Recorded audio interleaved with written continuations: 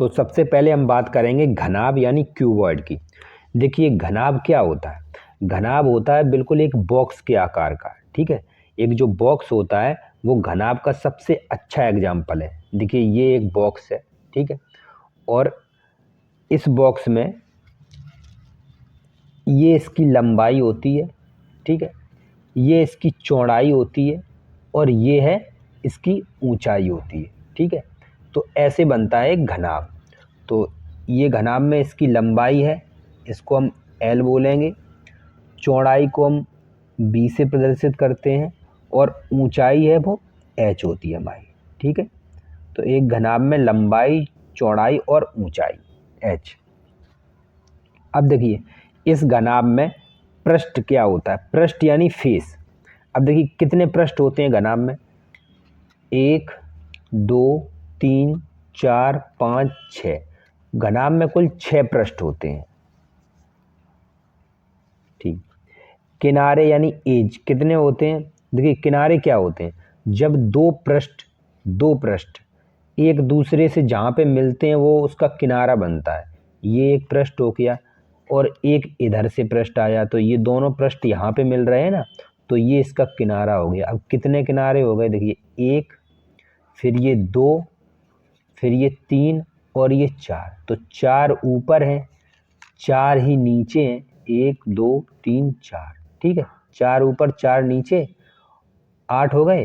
ये एक 9 और एक ये 10 और ये 11 और ये एक 12। तो टोटल जो होते हैं वो कितने किनारे होते हैं? वो 12 किनारे होते हैं। अब कोने की बात करें, कोने क्या होते हैं? देखिए ये जो कोने हैं ये रहे, ये इसके कोने होते हैं। तो कोने जो टोटल होते हैं वो 8 होते हैं। देखिए 1 2 3 4, 4 ऊपर कोने और 4 ही नीचे कोने होते हैं। तो 4 4 8 कोने हो गए। अब आता है इसके वक्र पृष्ठ की बात। अब वक्र पृष्ठ क्या होता है?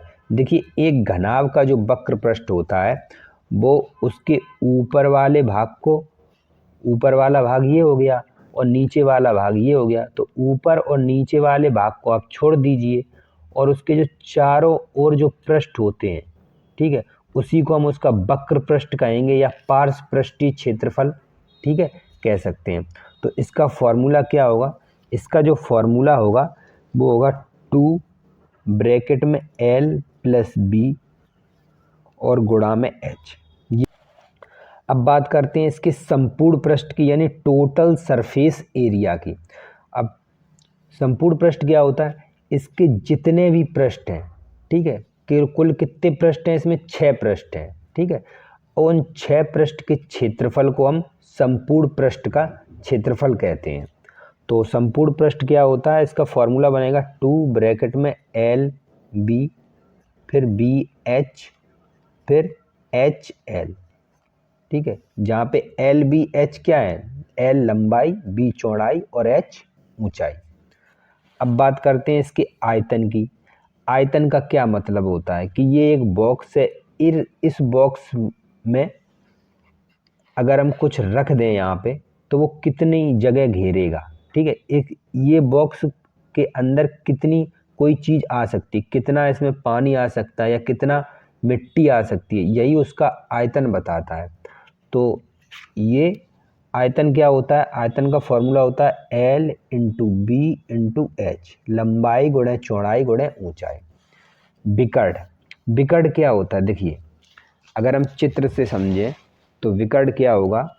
देखिए इसका ये वाला एक कोना, कोई भी 4 कोने हैं, 4 में से कोई भी कोना ले सकते हैं। ये कोना और नीचे वाला लेंगे, ठीक है। नीचे वाले कोने से ऊपर वाले कोने को आप मिला दीजिए, यहाँ से यहाँ तक, ये वाला, ठीक है, ये लाइन ऊपर वाले कोने से। तो ये इसका विकर्ण होगा। याद रखना नीचे वाले से आपको नहीं मिलाना है, ये इस कोने से नहीं मिलाना होता है। नीचे वाले कोने से हम ऊपर वाले कोने की ओर चलेंगे, ठीक है। जैसे एक रूम है, ठीक है, रूम है और रूम का एक नीचे वाला कोना और जहाँ उसका वो छत होती, छत का एक कोना, वहाँ से जो एक रेखा खींचेंगे वो उसका विकर्ण होगा।